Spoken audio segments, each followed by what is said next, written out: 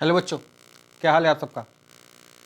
चलिए, सबसे पहले जो लोग भी चैनल पर नए हैं, चैनल को लाइक, सब्सक्राइब और शेयर जरूर करें ताकि आप लोग को अच्छी अच्छी वीडियोस टाइम टू टाइम मिलती रहे जो कि स्टडी से रिलेटेड है। चलिए, आज हम लोग को जो पढ़ना है, आज हम लोग को पढ़ना है एप्लीकेशन ऑफ डिटर्मिनेंट्स। आज हम लोग का टॉपिक है एप्लीकेशन ऑफ डिटर्मिनेंट।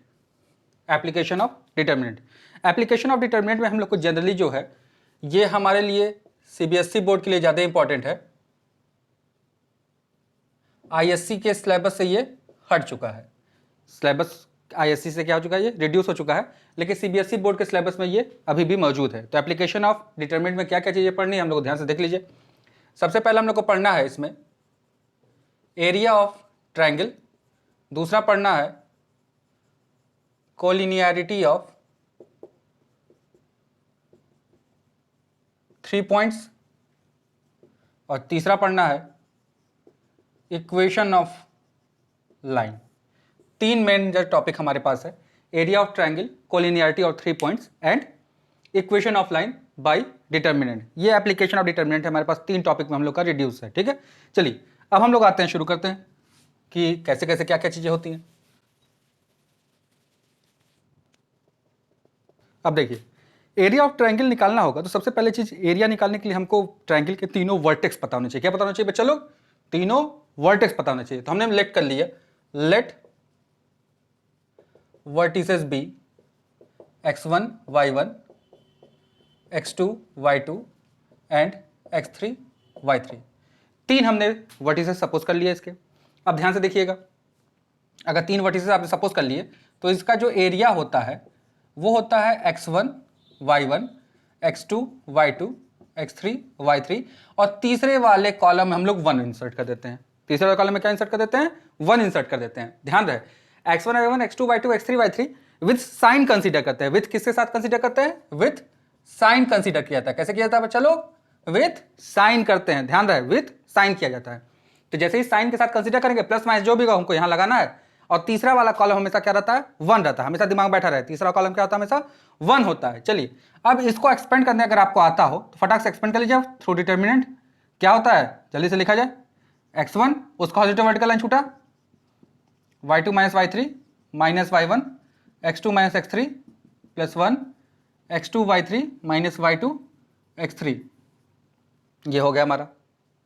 ठीक है, ये एरिया ऑफ ट्रायंगल हो गया। अब लास्ट में हम लोग क्या लिख देते हैं इसमें? स्क्वायर यूनिट्स, कि जो कि इसका यूनिट होता है। लास्ट में क्या इंसर्ट करना था हमको? Square units. ध्यान रहे दिमाग में।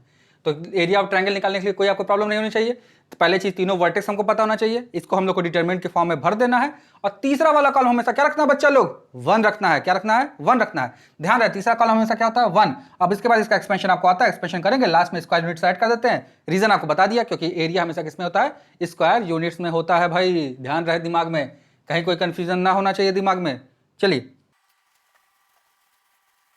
अब अगर इसको आप समझ गए हो तो इससे फटाक से हम लोग एक एग्जांपल ट्राई कर लिया जाए।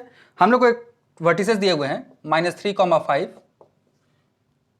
3, -6 एंड 7, 2। इन तीन वर्टेक्स से पास करते हुए ट्रायंगल का एरिया हमको पता करना है। ठीक है, फटाक से हम लोग लिखेंगे डेल्टा इक्वल्स टू हाफ -3 5 3 -6 7 2 1 1 1। ठीक है, इसको फटाक से एक्सपेंड कर लेंगे हम लोग। Delta equals to 1/2 square bracket बना, -3 पॉजिटिव वर्टिकल लाइन छूटा, -6 -2 -5 पॉजिटिव वर्टिकल लाइन छूटा, 3 - 7 + 1 6 + 42। देखिए फटाक से कितना आ जाएगा? 8 3 × 24, कितना बचा ये? -4 + 20 फिर 48। देखिए, ये समझने में आपको कोई परेशानी नहीं होनी चाहिए। अब देखिए, सबों को जब ऐड करेंगे आप तो आपको मिल जाएगा 92, जो कि आ जाएगा कितना? 46 स्क्वायर यूनिट्स। इसका एरिया आ गया। ठीक है, अब एक चीज अपने दिमाग में बैठा रहिएगा, इन केस कभी आपने सॉल्व किया और डिटर्मिनेंट का जो एक्सपेंशन आता है, मान लीजिए -36 आ गया मान लीजिए, तो आपको पता है area can not be negative. Area can not be negative, area कभी नेगेटिव नहीं हो सकता। तो जब नेगेटिव नहीं हो सकता तो डेल्टा इक्वल टू में क्या लिखेंगे? 36 स्क्वायर यूनिट्स। ध्यान रहे दिमाग में भाई कि कभी भी अगर एरिया कभी नेगेटिव में आने लगा तो आप लोग उसको क्या कर देंगे, मॉडुलस लेके क्या लगा देंगे, पॉजिटिव लगा लेंगे। या तो मॉडुलस ले लीजिएगा या तो डायरेक्ट पॉजिटिव लिख दीजिएगा, ये लाइन लिखकर कि area can not be negative. बात समझ में आ रही है? चलिए, ये आपको हो गया एरिया ऑफ ट्रायंगल पहला एप्लीकेशन। अब दूसरा एप्लीकेशन हमको जानना है कोलिनियरिटी ऑफ 3 पॉइंट्स। चलिए अब उस पर देखते हैं हम लोग। चलिए, कोलिनियरिटी का मतलब आप लोग समझते हैं दिमाग में, एक ही लाइन पे लाई करना। ध्यान से देखिएगा, मान लीजिए मैंने एक लाइन बनाया, इस पे मैंने 3 पॉइंट ले लिया, ये 3 पॉइंट एक ही लाइन पे लाई कर रहे हैं। अगर एक ही लाइन पे 3 पॉइंट लाई कर रहे हैं तो इनसे बनने वाले एरिया ऑफ ट्रायंगल जो होगा, एरिया ऑफ ट्रायंगल जो होगा वो विल बी 0। प्रॉपर्टी आपको पता है, क्योंकि अगर तीनों पॉइंट अगर कोलिनियर है तो इनसे ट्रायंगल फॉर्म होगा नहीं।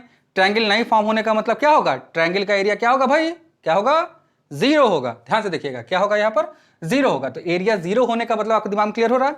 एरिया 0 होने का मतलब क्या हो जाएगा कि हम लोग का जो फॉर्मूला था अभी 1/2 x1 y1 1 x2 y2 1 x3 y3 1, it will be 0। 1/2 कभी 0 हो नहीं सकता, तो हम लोग का 0 क्या हो जाएगा, ये जो हम लोग का कोऑर्डिनेट के फॉर्म में मैट डिटरमिनेंट बना हुआ है, इसकी वैल्यू 0 हो जाएगी। फटाक से आप इसको 0 कर लेंगे, ठीक है, बस और कुछ नहीं करना। कोलिनियरिटी में आपको क्या करना है, कोलिनियरिटी में हम लोग को क्या करना है, खाली कोलिनियरिटी में एरिया ऑफ ट्रायंगल को क्या कर देना है, 0 कर देना। क्या कर देना हम लोग को, एरिया ऑफ ट्रायंगल 0 कर देना है, ठीक है। आइए इस पे बेस्ट एग्जांपल देखा जाए फटाक से। चलिए देखिए, हमसे दिया हुआ है P1, Q1, दूसरा P2, Q2 एंड तीसरा P1 plus P2, Q1 plus Q2 are collinear. Then show that,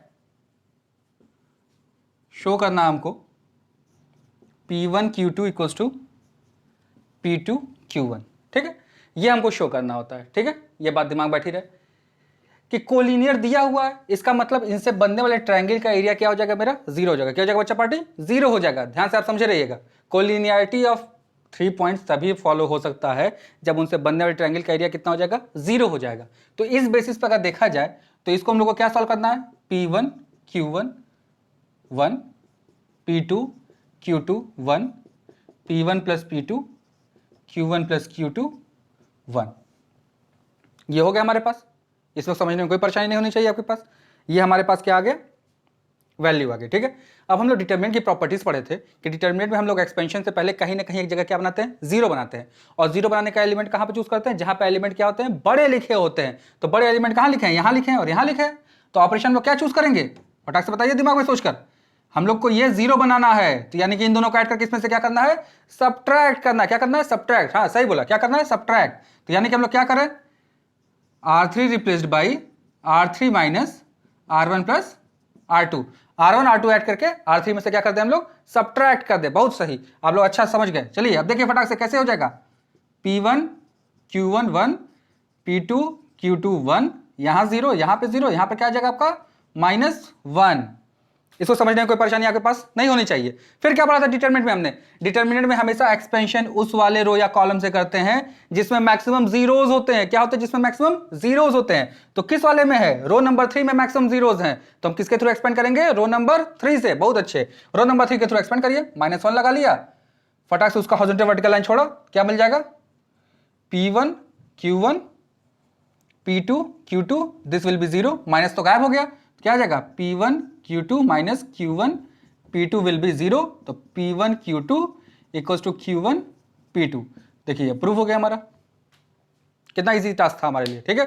बस अपने दिमाग में बैठा रहिए कॉन्सेप्ट कि हमको कैसे सॉल्यूशन करना है। अब हमारा एक लास्ट टॉपिक बच गया, क्या चीज, कि इक्वेशन ऑफ लाइन। चलिए आते हैं, देखते हैं फटाक से। देखिए अब हम लोग का टॉपिक है equation of line by matrix. Matrix से बेटर होगा क्या हमारा, एप्लीकेशन डिटरमिनेंट है तो डिटरमिनेंट लिखिए, equation of line by determinant. हम लोग को डिटरमिनेंट यूज करके क्या पता करना है, इक्वेशन ऑफ लाइन पता करना है। ध्यान से देखिएगा, सबसे पहले एक एग्जांपल से इसको समझ लीजिए। बोल दिया आपसे किसी ने, find equation of line passing through, find equation of line passing through 3,1 and 9,3. Find equation of line passing through 3,1 and 9,3 by using determinant, by using determinant. ध्यान दीजिएगा, क्या हम लोग को पता करना है? हम लोग को इन 2 पॉइंट से पास करते हुए लाइन का इक्वेशन पता करना है, किसको यूज करके? By using determinant, determinant use करके। पहला चीज आपको पता है कि लाइन होने का मतलब आपका दिमाग में क्लियर हो गया, स्ट्रेट लाइन से ही है। स्ट्रेट लाइन का मतलब क्या होगा? ये कोलिनियर हो गया। कोलिनियर होने का मतलब क्या हो गया? एरिया ऑफ ट्रायंगल क्या हो गया मेरा? 0 हो गया। देखिए कॉन्सेप्ट कितना अच्छे से कनेक्शन एक दूसरे से। देखिए स्ट्रेट लाइन का मतलब हो गया कोलिनियर होना। भाई आपको पता है कि कोलिनियर तभी होगा जब एक ही लाइन पे लाई करता है। तो कोलिनियर होने का मतलब उससे बनने वाले ट्रायंगल का एरिया क्या हो जाएगा? 0 हो जाएगा। क्या हो जाएगा? 0 हो जाएगा। अब देखिएगा ध्यान से, अगर बनने वाले ट्रायंगल का एरिया 0 होगा तो ट्रायंगल बनने के लिए हमको 3 वर्टेक्स चाहिए। कितने वर्टेक्स चाहिए? 3 चाहिए। लेकिन हमारे पास कितने दिख रहे हैं? यहाँ पर देखिए 2 वर्टेक्स दिख रहे हैं, सिर्फ 2 वर्टेक्स। हमको चाहिए कितने? 3। 2 दिख रहे हैं तो तीसरा हम क्या सपोज कर देंगे? जब हम सोल्यूशन शुरू करेंगे लिखेंगे late third vertex B x1, y1। तीसरा वर्टेक्स हम क्या सपोज करेंगे? x1, y1। तीसरा वर्टेक्स क्या सपोज करेंगे? x1, y1। फिर क्या आ जाएगा इसमें? x1, y1 3 1 9 3 1 1 1। इसकी वैल्यू कितनी हो जाएगी? 0। अब आपको एक्सपेंड करने आता है, एक्सपेंड करिएगा फटाक से, देखिए कितना आ जाएगा। x1, y1 से बेटर होगा कि आप xy ले लीजिए, क्योंकि फिर एंड में हम लोग को लोकस लेना पड़ता है। लोकस आप लोग जानते भी होंगे, 11th में पढ़कर आए होंगे। लोकस लेना पड़ता है at the end. x1 y1 को हम लोग किससे रिप्लेस करते हैं? xy से रिप्लेस करते ही है जब लोकस लेते हैं। तो उससे बढ़िया कि हम लोग xy लेके चले। चलिए x1 - 3 - y 3 - 9 फिर +1 9 - 9 इट विल बी 0। तो देखिए -2x + 6y = 0, यानी कि x - 3y विल बी 0। ये क्या हो गया? इक्वेशन ऑफ लाइन हो गया। ये हम लोग का आज का टॉपिक था। ठीक है, आज हम लोग को पढ़ना था क्या? एप्लीकेशन ऑफ डिटरमिनेंट में क्या क्या चीजें आती हैं, तो वो चीज हमने आज देखा। एप्लीकेशन ऑफ डिटरमिनेंट में 3 टॉपिक मेजर था हमारे पास। यही 3 टॉपिक हमसे ज्यादा जनरली क्वेश्चन पूछे जाते हैं, जो कंपल्सरी पार्ट में आते हैं उस पर पूछे जाते हैं। एरिया ऑफ ट्रायंगल या इक्वेशन ऑफ लाइन या कोलिनियरिटी ऑफ 3 पॉइंट्स। ठीक है, ये चीजें आपके दिमाग में बैठी होनी चाहिए, कैसे कैसे ये सोल्यूशन होता है। ठीक है, अब इस पे बेस्ड एक क्वेश्चन आपको हम करा देते हैं। एक बहुत इंटरेस्टिंग फैक्ट बनता है इस पे, जिसमें वैल्यू ऑफ के फाइंड आउट करनी होती है। वो क्वेश्चन आपको मैं करा देता हूं। थोड़ा सा एक उसमें से ट्विस्ट है, वो ट्विस्ट समझना जरूरी है आपके लिए। देखिए लिखा हुआ है find x if x, 4, 2, -6 and 5, 4 forms a triangle with area 35 square units. ठीक है, इन 3 पॉइंट से पास करते हुए जो ट्रायंगल फॉर्म हो रहा है, उस ट्रायंगल का एरिया 35 स्क्वायर यूनिट्स अगर है तो के की वैल्यू बताइए कितनी होगी। चलिए ध्यान से देखिए कैसे सोल्यूशन करते हैं। पहला स्टेप तो वही, जब सोल्यूशन हम लोग शुरू करेंगे क्या करेंगे? फटाक से इसका एरिया निकालेंगे। एरिया निकालने का मेथड आपको पता है। डिटरमिनेंट हमने फिल किया, x4 2 - 6 5 4, तीसरा 1 1 1, यहां 1/2 इज इक्वल टू किसके? 35 के। ठीक है, इसको समझने में कोई परेशानी आपके दिमाग में नहीं होनी चाहिए। ठीक है, चलिए अब देखा जाए 35 से 70 टाइम्स हो जाएगा। इसको एक्सपेंड कर लीजिए। x -6 - 4 -4 2 - 5 + 1 8 माइनस, तो प्लस हो जाएगा 30 = 70। देखिए इसको समझने में कोई परेशानी आपके दिमाग में नहीं होनी चाहिए। ठीक है, अब थोड़ा ध्यान से देखिएगा।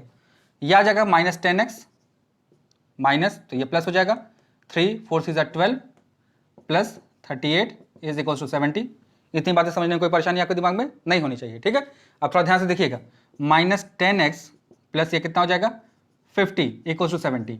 अब यहां से अगर आप सोल्यूशन करेंगे तो आपको पता है यहां से आंसर बस आपका जो निकल कर आएगा वो आएगा -10x = 20 एंड x = -2। जहां यहां पर आपसे आंसर निकाला, तो अगर ये 4 मार्क्स का क्वेश्चन रहा होगा, आपको 2 मार्क्स देके टरका दिया जाएगा कि भाई 2 मार्क्स ले लो, निकल लो। ठीक है, 4 मार्क्स में से 2 मार्क्स कहां चला गया? अब आप कहेंगे 2 मार्क्स कहां चला गया भाई मेरा? हमने तो पूरा सोल्यूशन किया है, तो 2 मार्क्स यहां चला गया। अभी मैंने आपको बताया था पहले कि अगर कभी किसी ट्रायंगल का एरिया -36 आएगा तो मॉडुलस लेकर हम लोग क्या लिख देते हैं? +36। तो ये एरिया ऑफ ट्रायंगल है, लेकिन यूज तो हम डिटर्मिनेंट कर रहे हैं। ये है क्या? एरिया ऑफ ट्रायंगल, लेकिन यूज हम डिटर्मिनेंट कर रहे हैं। तो हो सकता है कि ये 70 की जगह -70 एक्सपेंड होकर आया हो सकता है क्या आया हो? -70 एक्सपेंड होकर आया हो, इसीलिए ये हमारा आंसर आधा हो गया। तो यानी कि जब भी आपको इस तरह का क्वेश्चन कोई भी मिलेगा तो आप इस साइड वाले को किस में लिख के चलेंगे? मॉडुलस में लिख के चलेंगे। किस में लिख के चलेंगे? मॉडुलस में लिख के चलेंगे। ध्यान रहे दिमाग में, एरिया ऑफ ट्रायंगल जो दिया रहेगा किस में लिख के चलेंगे? मॉडुलस में लिख के चलेंगे। तो आपकी गलती होने के चांसेस खत्म हो जाएगा। यानी कि -10x + 50 किसके इक्वल हो जाएगा? 70 के, या -10x + 50 किसके इक्वल हो जाएगा?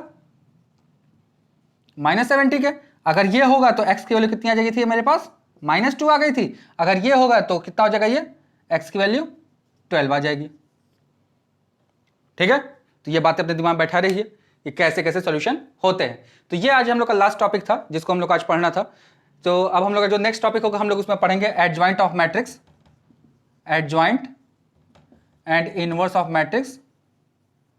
ठीक है, और कुछ डिफरेंट टाइप के मैट्रिक्स जो हमारे बचे हुए थे टाइप्स ऑफ मैट्रिक्स के, वो भी कुछ हम लोग थोड़ा बहुत देखा जाएगा इसमें। ठीक है, नेक्स्ट वीडियो तक आप लोग इसको करिए, घर पर रहिए, सेफ रहिए, गवर्नमेंट के गाइडलाइन को फॉलो करते रहिए।